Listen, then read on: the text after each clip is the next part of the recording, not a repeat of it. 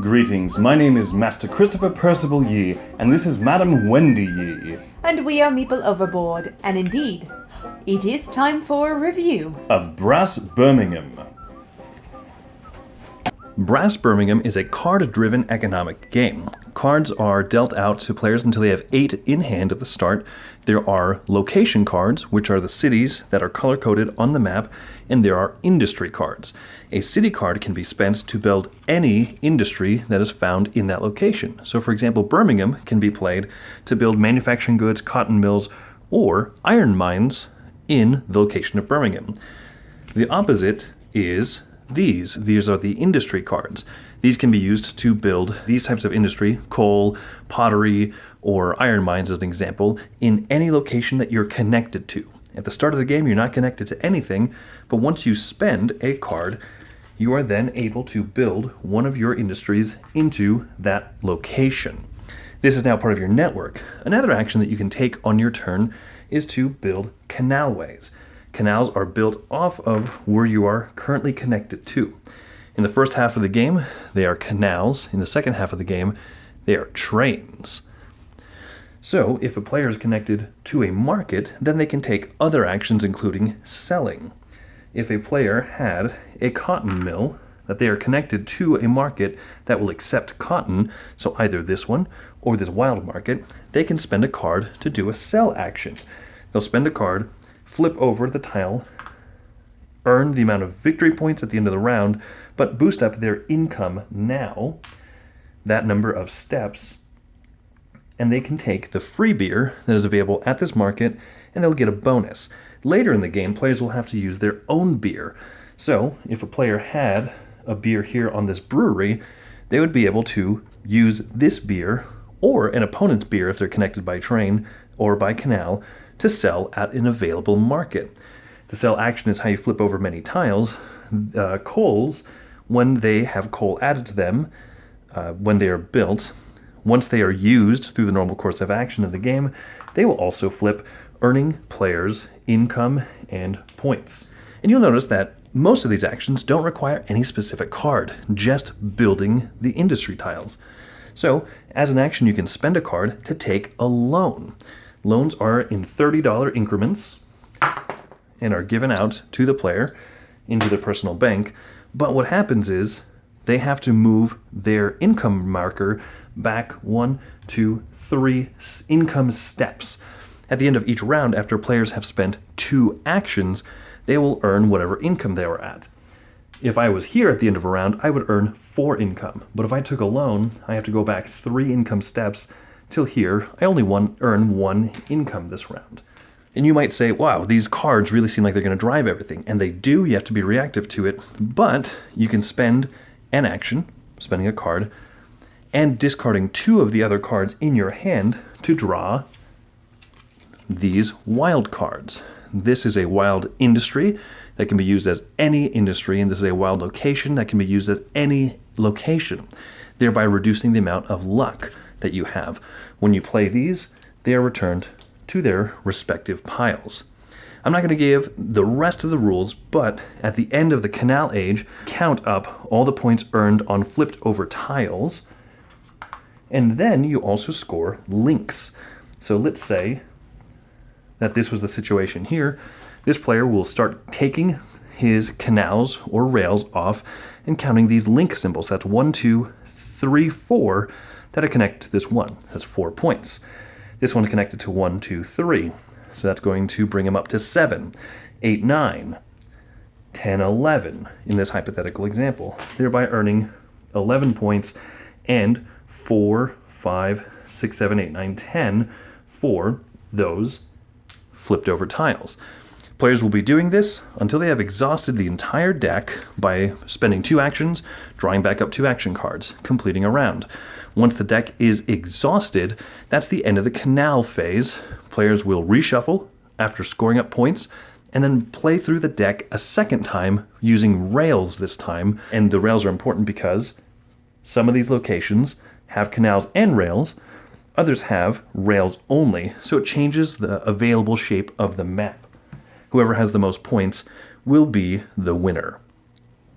So, we know all British people don't act like that. But we are American. That's what we pretty much think based on the movie Thor that y'all do. Yeah, basically. So we're going to start our review off with just a couple of the little negatives because we love this game. Absolutely. Like, we are so happy that we kickstarted it and that it's beautiful and it's such a better game than it used to be. So we're just going to talk about our teeny tiny little quirks. So for me, I think my only real issue with this game is that though the art is absolutely stunning, there is, I only use half of it. So there is a daylight board and there's a night board, as well as the player boards have a day and a night. And the nighttime board of the main board is a little too dark and it strains my eyes because it's nighttime. And we don't have great lighting in this house.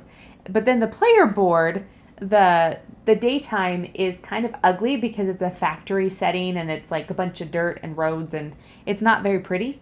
And so we use the night side board because then it's all lit up with the fires and the lights and the gorgeousness of all of that. And the night side board of the main board is prettier, but like when you said, if we play, we play in a low light setting, we're using stage lights to record the video, but we play with our normal house lights, and it's harder to see, it's harder to play on. I think that one of my only dislikes that I have about the game is that there are a lot of exceptions. You know, when you're teaching this rule-wise for the first time, you're teaching to somebody who's never played the older Brass or anything, you say, hey, you know, here's how the rules go. Except when this. Unless that. Except for this. And so, you know, for example, you can develop past lower level technologies to get to higher level technology, except these ones here. You know, this stuff goes to the market immediately. This stuff doesn't. There's going to be lots of little exceptions, but the thing that I will say that's positive about it is that all of those exceptions and all those little quirky rules make for an incredibly tense and thinky game that once you start playing it, you'll understand and you get why. Yeah, I mean, the game is so enjoyable, and I think that those exceptions, like you said, it adds to the game instead of taking away, but it's a whole lot to learn at the start, and it's a big game, and it can get quite long. If you're playing with new people and you're playing with 4 people, it can be a very long game. Yeah, and yeah, my last slight negative is that a 4-player game of this will just be longer than a 2-player game. In a 2-player game, this is the player deck. In a 4-player game, you're going to add in these additional cards. And so more people and more actions are going to get played. Whereas with 2 players, this game has taken us less than 2 hours to play, which I feel like was not necessarily the case with the prior original Brass edition, the prior Brass game. Sure. So let's go ahead and move on to our likes, unless you have anything else negative you want to say. No, I've run out. I really have run out. That's how much I like this game. Like I said, it plays incredibly well 2-player, and to not compare it to the original too much, right? But in the original, it was not designed for 2 players. There were variants made for it, and I think that this one shows that it was designed from the ground up to be very good with 2 players. You remove some of the city cards from the game and some of the industries, so you have a smaller deck, but you can still build into these areas if you want, which I think is a great decision. And you have limited markets around the board, but it plays so well with 2. It definitely does. One thing that I absolutely love is the real live working market that we have down here. So you have coal and you have iron, and as you purchase iron, coal, and you use it, you pay more and more for it as the demand increases if there's not the supply. But then also you can build iron mines and you can build coal mines and you can do all of those things, and as you refill the stock, you get paid back for it.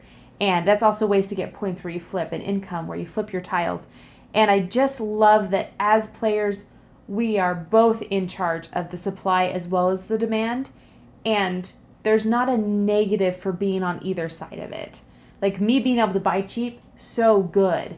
Me, Chris being able to sell to the market and flip his tiles and get money, so good. I love this whole aspect of it.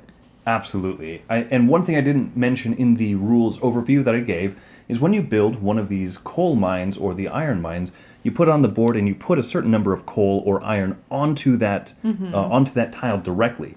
if, for coal, there is a canal or rail link to one of these markets, then the coal transfers to the market. That's how you sell it. And if you can do that immediately, you get to flip this tile over, and it becomes worth points and income for you right away, which feels so cool to like put a tile out there, bam, immediately flips, immediately gets you income, immediately gets you guaranteed points for that round.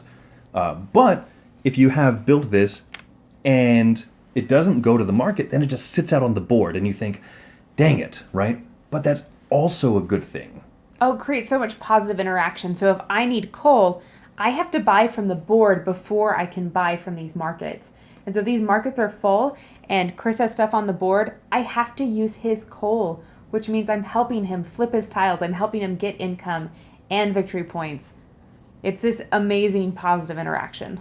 So much about this game has positive interaction. When I build my canals out onto the board, true, that expands my network, not anybody else's network in terms of where they can build using those industry cards that I talked about. But when you are transferring coal along these areas, you can use anybody's canals or anybody's railroads. If you're connected to them. If I have all the canals connecting to this market and Wendy has something along that path that she wants to sell to this market, she can move her goods along my canals as well. So the more that I build out, the more that I'm helping the other players at the table as well. It's so fascinating. Another thing I love about this game is the way that you determine first player. And so the person who has spent the least becomes first player the following round, and then it trickles on down. So the least to the greatest. And in a 2-player game, and you can in a 4-player game too, but there's some real thinkiness in trying to figure out how to get a double turn in. Like, can I spend cheap this round to set up for a really big move next round and not have Chris be able to ruin anything between my turns? Yes, and that is a small mechanical thing that adds so much drama and so much tension to the game.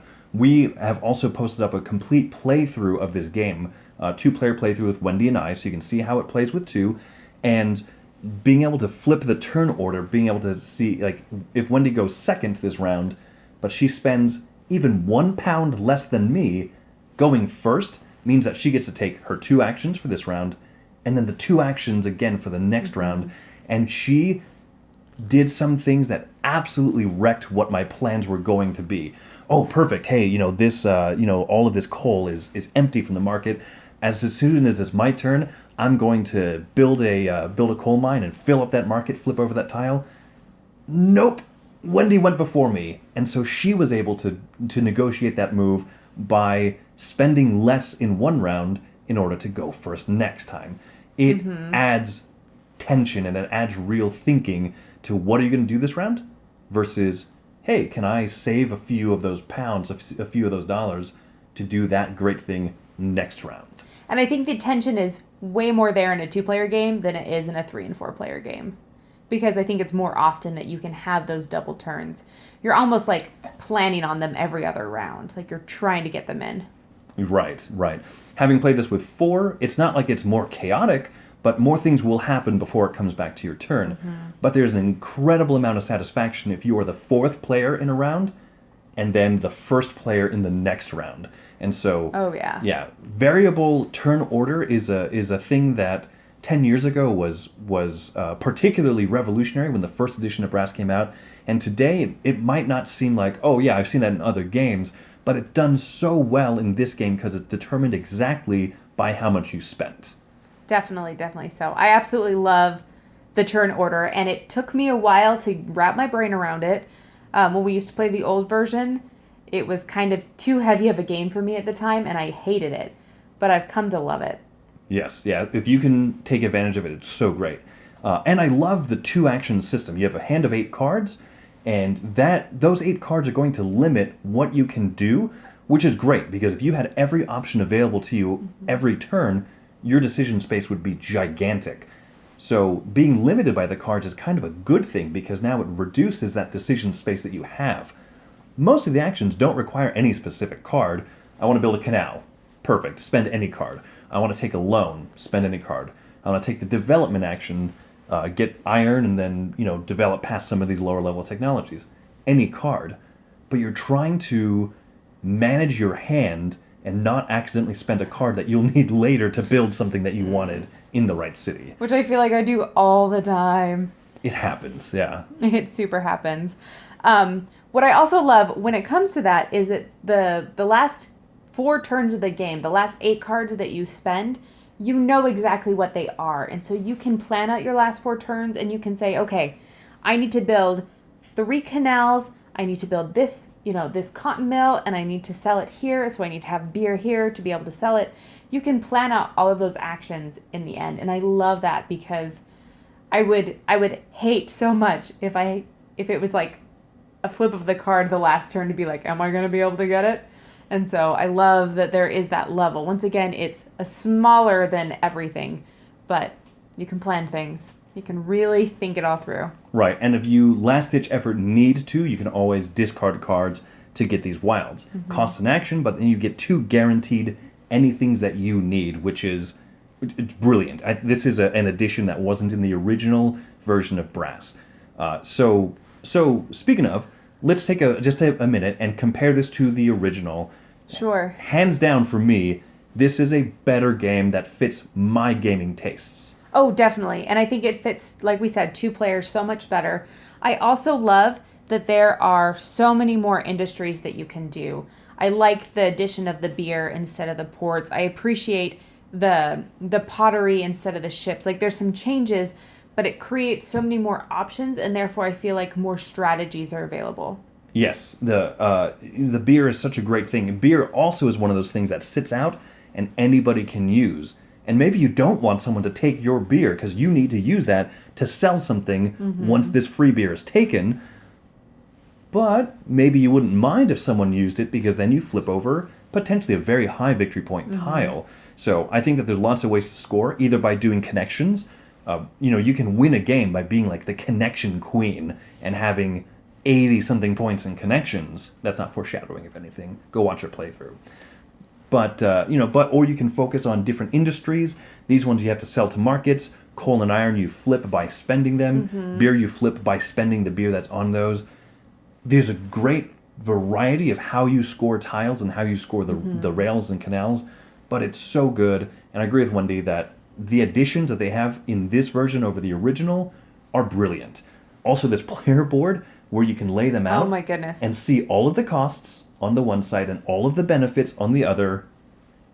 So necessary. It's a game changer, and I think that is part of why I didn't like the game before this edition. Part of it's because it was too heavy of a game for me back then, years ago. But also, like, it makes such a difference. You don't have to pick up tiles every single time you want to know what they're going to be worth once they flip. And so, I love it. Absolutely love it. Visually, graphic design, functionality-wise, everything about this game is great. Highly recommended. I think that it has a shot at being my absolute favorite game to come out this year. Oh, definitely. Absolutely love it. We've played it so many times already since getting it, and it's going to be a keeper. Absolutely. So, let us know if you have any questions, comments, concerns. We'll be answering in the comments below. Thank you so much for watching our review. We're Meeple Overboard. Thanks for watching.